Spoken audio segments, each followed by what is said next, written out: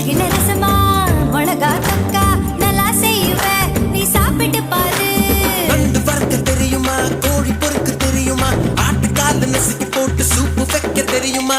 ஏன் இடுப்பு ஓரமா இருக்குதையா காரமா, கண்டு நீயும் குடிச்சுக்கா எடுத்துக்கையா தாராளமா. கல்யாணம் தான் கட்டிக்கிட்டு ஓடி போலாமா, இல்ல ஓடி போய் கல்யாணம் தான் கட்டிக்கலாமா? தாலிய